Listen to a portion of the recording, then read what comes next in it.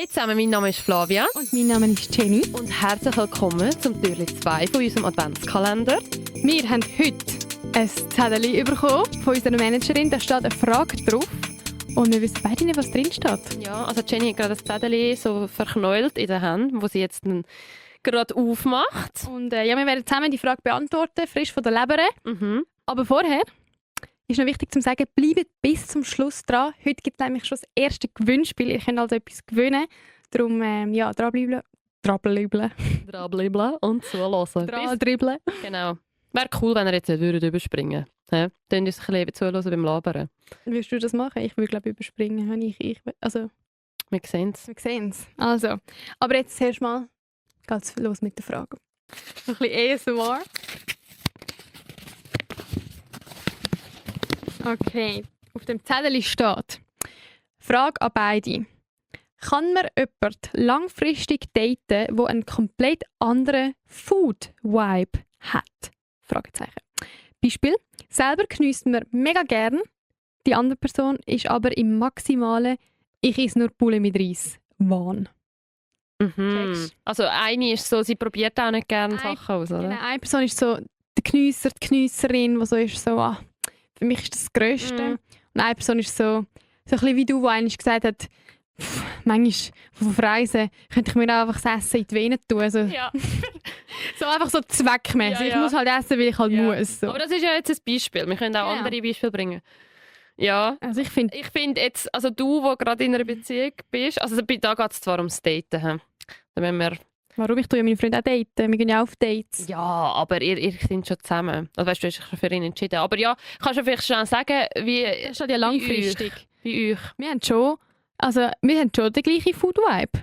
Mhm. Also weißt du, so, du runzelst jetzt die Stirn, aber er ist schon der bessere Koch nein, als ich.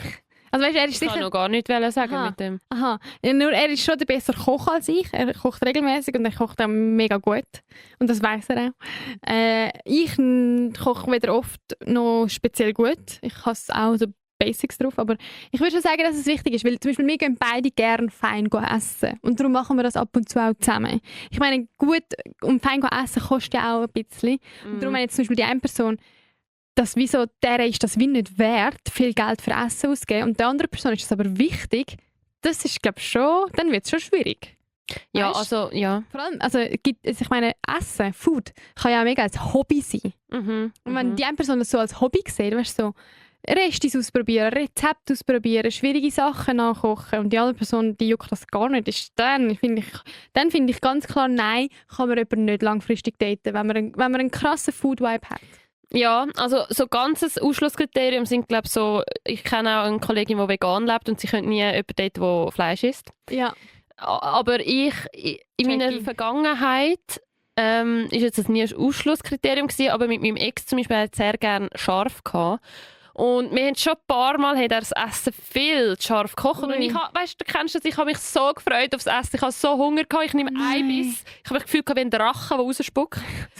Ja, und ich wieder zu ihm geschaut, ich so, nein Mann, es ist schon wieder zu scharf. Und er auch so, oh Mann, weil er hat genau gewusst, also was haben wir noch gehabt? Ja, Er hat wahrscheinlich gedacht, ja, das ist jetzt nicht so schade. ja, und Oh Gott. ja, also eben bei so Sachen. Eben, wir sind ja jetzt auch nicht mehr zusammen. Das war nicht der Grund, Spoiler. Ich vermisse sogar sein Essen, weil er sehr ein guter Koch war. Ich glaube, ein Luca 2.0. Ich finde auch schwierig, also ich habe erst gerade gehabt, dass ich mit einer Person zum Morgen gegessen habe, die zum Morgen liebt und viel isst und ich gar nicht. Also Aber das finde ich jetzt weniger schlimm, weil zum Morgen ist ja nicht so ein krasser... ja, aber wenn man zusammen will, wenn die andere Person gerne Brunch zum Beispiel, und du kannst nie mehr, weil ich fühle Brunch nicht, dann es ist schon ein bisschen schade, weil es ist ja ein soziales Event, weißt, je nachdem auch nach Gruppe. Ja, Aber es geht ja aber jetzt um Brunch ist Dating. nicht auch gern... Brunch ist nicht dann gern, einfach mit der richtigen Person. Nein, weil mein Magen mag nicht so viel essen am Morgen. Und nachher ist eben das Problem, die andere Person, also jetzt zum Beispiel mein Date, hat dann den ganzen Nachmittag nicht Hunger. Ich habe dann aber um 1, 2 Hunger. Heisst, ich muss dann irgendwo wieder essen und die andere Person regt sich vielleicht auf, weil sie denkt so, ja, also du hättest einfach vorher genug essen können. Aber Weißt?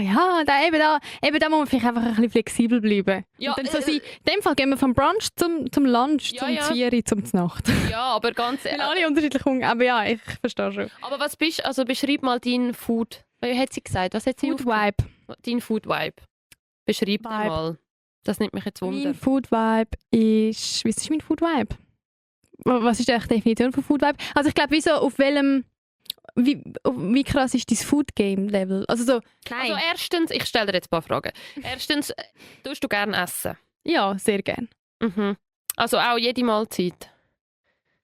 Ja, also weißt, ich esse gern, ich habe alle Mahlzeiten gern.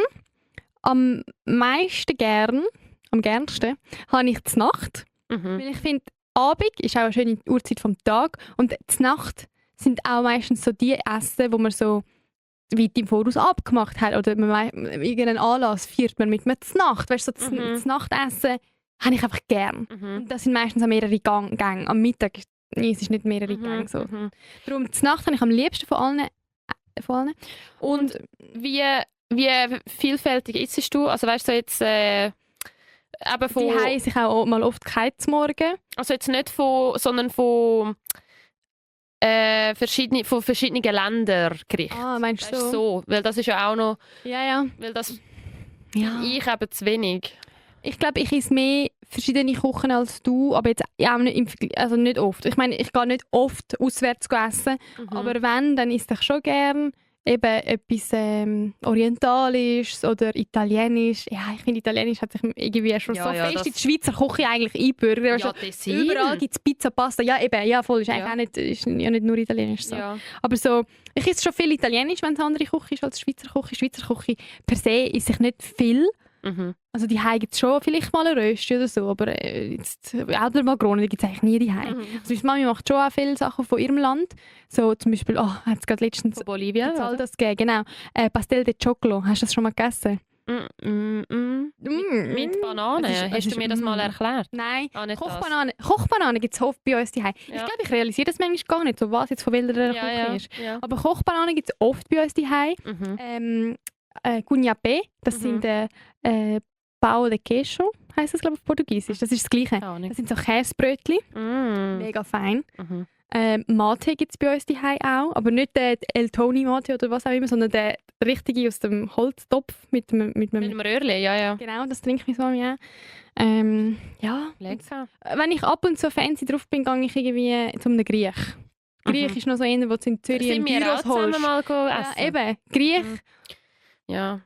Ja. Ich habe gemerkt, vor allem beim Reisen, also ich bin auch schon mit meinem Ex-Freund reisen, und dort merkst du schon auch, ob der Food Vibe stimmt, weil ich bin beim Reisen, das ist nicht mein Erstes, dass ich dort Essen ausprobieren will. Ich bin nach einer Woche Vietnam, gang weg mit dem Reis, ich will einen Burger.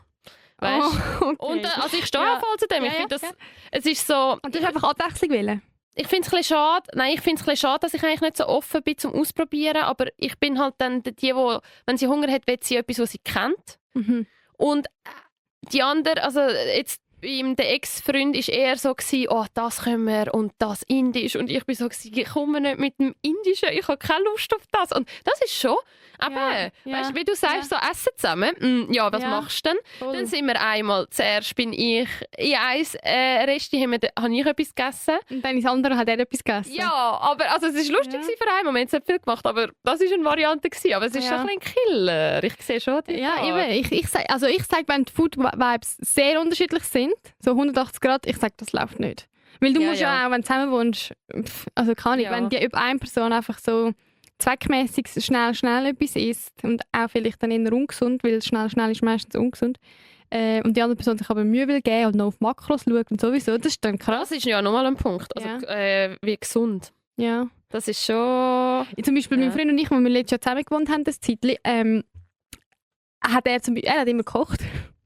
Und dann hat er einmal viel gekocht, so damit wir morgens zum Mittag das auch noch essen, macht ja auch Sinn. Mhm. Und manchmal haben wir zum Nacht etwas gegessen, am nächsten Tag zum Mittag etwas und dann hat er irgendwie gleich immer noch Führung gehabt und dann haben wir es wieder zum Nacht gegessen. Und dann beim dritten Mal bin ich so, wow, Ich habe sorry, es ist mega fein, aber ich habe keine Lust auf das jetzt schon wieder. Ja. Also, und ihm ist egal gewesen. Er hätte auch können so viel kochen, dass er jede Woche, nicht jede Woche, einfach, dass er so ein bisschen 3-mal am Mittag das Gleiche isst und dann 3-mal am Abend das Gleiche. Weißt du, so 2 verschiedene Meals. Ja. Und ich bin so gewesen, nein, ich brauche im Fall, schon die Abwechslung. Ich kann mehr als 2-mal hintereinander. Kann ich nicht das Gleiche essen? Ich bin gespannt, wie das ist in Amsti. Weißt du, wenn du dann selber kochst und vorkochst. Ja. Weil ich glaube, Leute, die vorkochen, ja, die machen halt, ich mache auch, ich habe immer noch Pasta vor dem Donnerstag und ehrlich gesagt, ich habe jetzt nicht so Bock, die nachher zu essen. Ich wollte gerade sagen, ich glaube, ich bin einfach zu verwöhnt von daheim, ganz ehrlich. Also meine Mami kocht jeden Tag. Ja. Ich esse jeden Tag etwas anderes und das ist überhaupt nicht selbstverständlich. Ja, das habe ich vorher ja auch gehabt. Ja. Eben darum, ich glaube, das wird sich safe ändern, wenn ich dann selber muss schauen muss. Ganz bestimmt. Ja, aber hey, zum Schluss gibt es ein Geschenkchen. Ja, wir haben das etwas erste für euch. Geschenkchen. Wir haben im ersten richtigen Türli sozusagen schon ein Geschenkchen für euch parat. Und zwar, Flavia, was kann man gewinnen? Einmal 2 Tageskarten in der Flumsi, in den Flumsenbergen. Genau, zum Skifahren. Und alles, was wir für das machen, ist einfach Fiasco Famoso folgen. Und auf unserem heutigen Post... Auf Insta, hä? Genau. Unter dem heutigen Post einfach kommentieren, beziehungsweise jemanden markieren, mit dem ihr gerne die Tageskarte würdet gewinnen und auf die Skipiste brettern gehen.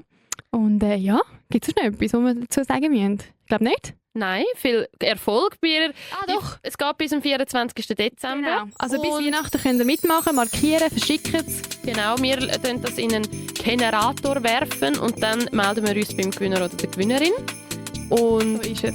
Und danke vielmals fürs Reinhören. Genau.